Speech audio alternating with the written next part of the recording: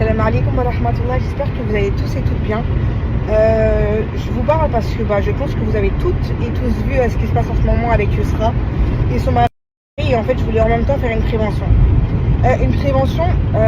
Sur le fait, en fait, elle reçoit énormément de messages qui lui disent non Yusra, t'inquiète pas, tu es encore mariée, c'était sous l'effet de la colère. Sachez qu'on a demandé à des savants l'état des lieux de chaque divorce. On lui a expliqué le premier divorce, comment il s'était passé.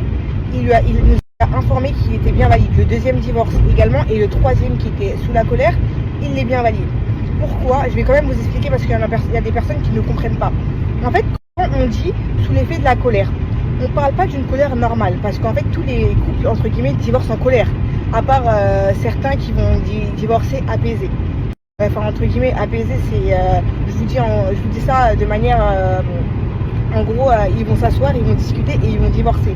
Mais il y a beaucoup de couples qui divorcent comme ça, ils s'énervent, ils se prennent la tête et ils divorcent.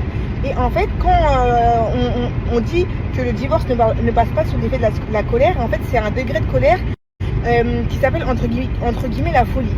C'est la colère limite, en fait la colère où est-ce que tu en perds la raison. Par exemple, demain je suis tellement en colère que je peux casser une porte, déchirer de l'argent. Et en fait ça c'est une colère qui ne passe pas parce qu'entre guillemets ça veut dire que tu n'es plus toi-même. Là dans ce cas-là, on dit que dans ce cas-là le divorce ne serait pas valide. Mais là le divorce a été fait dans un état de colère normal. En l'occurrence il est bien accepté.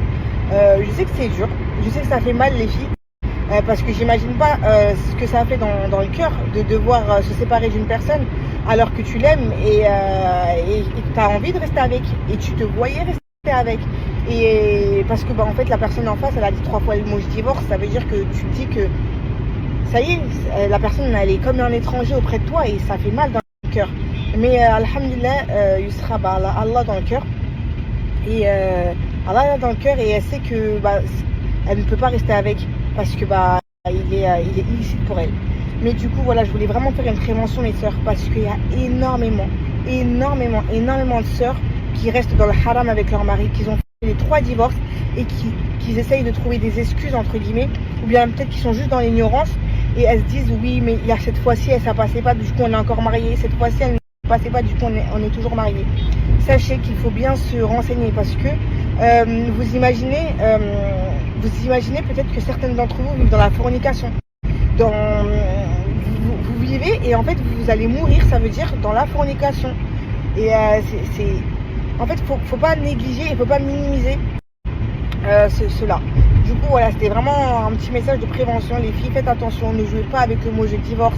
Essayez d'en parler avec votre mari. Si vous comptez vous marier, parlez-en au préalable, comment ça se passe, si ça se passe si on divorce, si t'es énervé, ne le dis pas. C'est important de s'informer sur la religion, de se renseigner. C'est pour ça que c'est important d'étudier notre religion et de la comprendre. Mais du coup voilà, Khair Inch'Allah, en tout cas qu'Allah nous facilite. C'était vraiment juste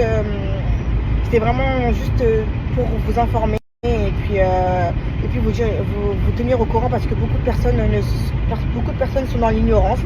Et du coup voilà, en tout cas envoyez lui plein de petits messages parce qu'elle est dans un état vraiment triste. Moi ça me fait mal au cœur. Mais Inch'Allah, Allah il va la faciliter car il n'impose à aucune âme une charge supérieure à sa capacité. Et du coup voilà, qu'Allah nous facilite tous et qu'Allah vous préserve.